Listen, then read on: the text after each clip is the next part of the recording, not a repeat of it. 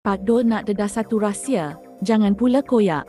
Cuma untuk berfikir sejenak, kenapa Ahmad Maslan mahu ahli UMNO pangkah di tepi?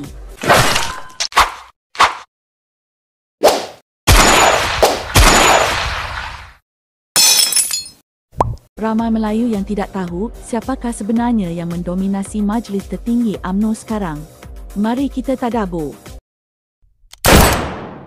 Dalam sejarah UMNO, siapakah Perdana Menteri? Lihat sejarah dan keturunannya. Pertama, Tunku Abdul Rahman berdarah Siam selama 13 tahun. 2. Tun Abdul Razak Bugis selama 6 tahun. 3. Tun Hussein Bugis selama 5 tahun. 4. Tun Mahathir Mamak selama 22 tahun.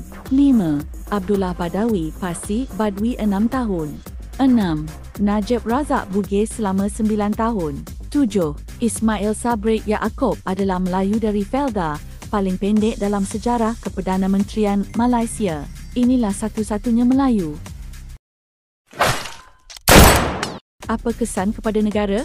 Akhirnya, hak orang Siam di Semenanjung mendapat taraf bumi putera sama seperti orang Melayu.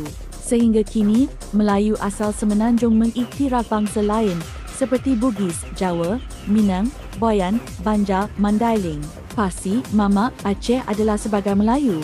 Hanya semata-mata kerana tinggal di sini sebelum merdeka dan berhujah mereka juga Melayu kerana mengamalkan agama Islam, berbahasa Melayu dan datang dari rumpun Melayu yang sama.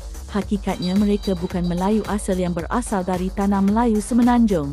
Apapun, ini adalah sejarah yang tak mungkin dapat diubah. UMNO wujud ketika menentang Malayan Union oleh Onn Jaafar dengan nama asal United Malays, not origin, atau pertubuhan Melayu, bukan asal atau tempatan. Namun bila Melayu dari negeri-negeri lain ramai turut serta, barulah namanya ditukar kepada nama yang ada seperti hari ini. Jawatan Perdana Menteri hanyalah bergumang dalam kelompoknya sahaja pada peringkat awal penubuhan UMNO. Kenapa Onn Jaafar gagal menjadi Perdana Menteri nombor 1 Malaysia sehingga digantikan dengan Tunku? Tapi, siapakah Tunku? Apakah beliau ahli UMNO? Tidak. Apapun, beliau dilantik sebagai Perdana Menteri pertama Malaysia. Kemudian dipulangkan kepada sepupu Onn Jaafar yakni Tun Razak.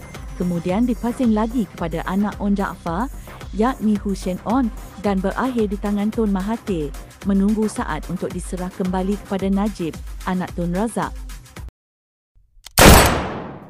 Kini, terlepaslah sudah amanah Tun Mahathir selepas berjaya memberi jawatan kepada Najib yang akhirnya memusnahkan legasi keturunannya sebagai Perdana Menteri dari jalur Bugis. Satu-satunya yang masih tinggal dalam legasi ini ialah Hishamuddin Hussein yang tidak dibuang oleh Zahid kerana jalur keturunannya yang berasal dari pengasas UMNO. Zahid masih reti sejarah, namun mampukah Hishamuddin bangkit? Tapi tahukah kita siapakah Melayu yang sesungguhnya? Melayu yang sesungguhnya adalah Melayu yang digambarkan secara jelas dalam buku Atok de Mala Dilema. Inilah Melayu. Terperinci sekali Atok gambarkan Melayu dalam bukunya ini. Jadi, apakah Melayu layak jadi pemimpin tertinggi, lembik dan layu, mati dalam gia? Kenapa pilih DAP? Kerana inilah satu-satunya jalan agar Bani Jalur Jawa dipimpin oleh Zahid terus kekal. Zahid Jawa, jasad Melayu teperohnya Jawa. Siapa kata Jawa tu Melayu? Jawa ada sistem tulisannya sendiri. Mat Hasan adalah Minang dan Ahmad Maslan adalah Banjar. Di mana Melayu? Ahmad Maslan minta ahli UMNO pangkah DAP kerana UMNO dan DAP tak ada bezanya. Selepas Jawa, Minang, selepas Minang, Banjar. Mana Melayu? Share, Pak Doalan subscribe. Thanks for watching.